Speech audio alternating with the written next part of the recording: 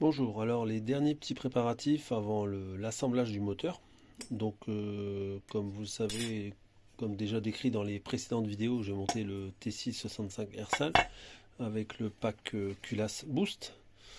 Donc voilà la culasse. Donc j'ai acheté tout l'ensemble pack Boost. Et donc il y a la cale d'embase qui est à adapter bien sûr au plan de joint du Silence 65 Airsal. Donc voilà, il y a de quoi gratter. Donc encore une fois, je vais prendre mon joint que j'avais pris pour faire mes bas carters. Je vais le juxtaposer. Et comme pour les bas carters, je positionne et je vais reprendre mon marquage et ainsi refaire la découpe de la cale d'embase à la bonne mesure pour les transferts du T665. Voilà. Alors petite parenthèse au milieu de la vidéo, je me suis aperçu en faisant le montage de la vidéo que en début de vidéo j'ai mis la cale à l'envers.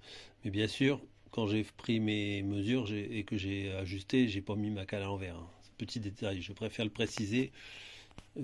C'était juste pour faire voir au début. Donc voilà, j'ai fait mon repérage au marqueur. Donc bon, je fais pas plus parce qu'après je regarde au fur et à mesure. Donc, mais moi j'ai à peu près la découpe initiale qui me permet de voir où je vais. Voilà, on se retrouve après l'ajustement de la cale. Donc là voilà, j'ai fait le premier côté, donc qui est ajusté au transfert. Donc je le superpose comme ça, je mets les goujons en fait pour à peu près bien centrer. Et puis en fait après ce que je fais, comme je touche pas vers la partie là, je mets la même égalité des deux côtés et je vois si c'est bon. Donc là je suis bon et je suis bien ajusté. Donc après il y avait aussi la cale qui était un petit peu plus ouverte à ce niveau là, c'est pour ça que ça fait un petit peu plus grand, c'est pas moi qui l'ai ouvert, c'est la cale en elle-même qui est comme ça. Donc mais sinon voilà quoi, là il y en a assez. Là le premier côté est fait, donc là je fais le deuxième côté. Voilà comment je procède, je coince la cale dans l'étau et après je fais avec la Dremel, je vous fais voir mais je ne vais pas le faire longtemps. Et en gros on descend, vous voyez, il faut y aller pas à pas. Là je le fais à une main, donc je ne vais pas le faire voir longtemps dans la vidéo, mais c'est pour faire voir le principe quoi. Et on descend au fur et à mesure. Vous voyez, pour ça à une main c'est pas pratique. La fraise saute, donc c'était juste pour vous faire voir le principe de fonctionnement. Et quant à la fraise, bah, je prends la même que dans les précédentes vidéos, c'est une petite fraise comme ça. Donc après, si vous voulez pas foirer, on va dire, votre travail, il faut aller un peu moins vite. Bon là, c'était pour la faire voir dans la vidéo, mais je tiens la caméra d'une main et je fraise de l'autre. Donc une main, c'est vraiment pas pratique. Donc c'était vraiment pour vous faire voir le principe, hein. Donc sinon, je fraise bien avec mes deux mains parce que sinon, ça, on peut pas bien tenir la fraise. Voilà. Alors voilà, on se retrouve avec la cale qui est ainsi finie. Donc ce que j'ai fait, c'est que j'ai fait le deuxième côté. J'ai repris aussi le transfert arrière car il n'était pas assez ouvert par rapport au transfert du kit 65 Airsal.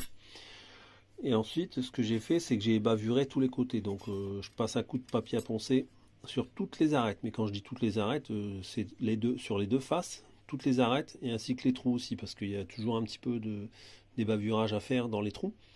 Donc là, je l'ai fait dans les quatre trous sur les deux faces.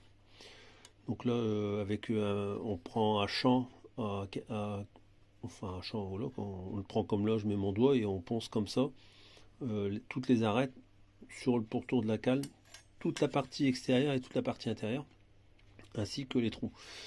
Parce qu'il y a toujours des petites bavures à faire. Donc ça, j'ai tout fait cette cale comme ça. Et ensuite, pour finir, j'ai un peu surfacé la cale pour dire de vraiment faire un passage dessus pour que ce soit vraiment bien plat. Donc j'ai fait avec le papier marron, là, un papier sec en 280, comme pour les autres mises à plat des plans de joint de la vidéo précédente. Et puis après j'ai fini avec le papier à l'eau que j'ai pas mis à l'eau parce que il n'y en a pas eu besoin. Donc là voilà, la cale est super bien droite. On l'entend quand elle tombe. Voilà, il n'y a pas d'instabilité. Donc ça c'est plutôt bien.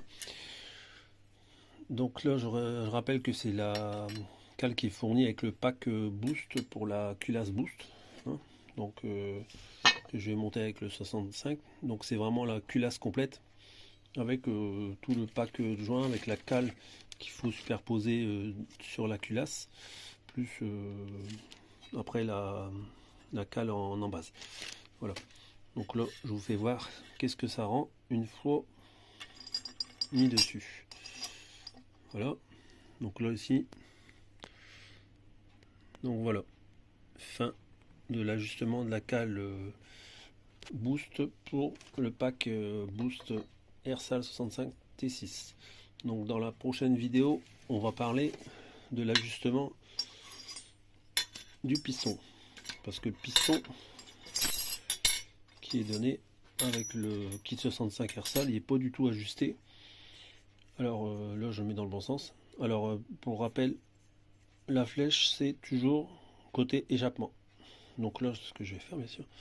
Donc quand je mets la flèche côté échappement sur le 65 T6, ben voilà ce qui se passe. En fait, j'ai pas bien, c'est compliqué à une main, mais en fait, si vous voulez, j'ai pas bien, c'est pas bien ajusté entre le, on va dire les jupes et les jupes du piston et la jupe du cylindre. Donc on le voit ici, c'est vraiment pas pareil. Donc je vais essayer de faire quelque chose d'un peu plus propre et également faire l'ouverture à l'arrière du piston pour le transfert arrière. Donc là je vais refaire le traçage. Donc ça, ce sera dans la prochaine vidéo. Il consistera à faire l'ajustement cylindre piston du kit 65 Airsal. A bientôt.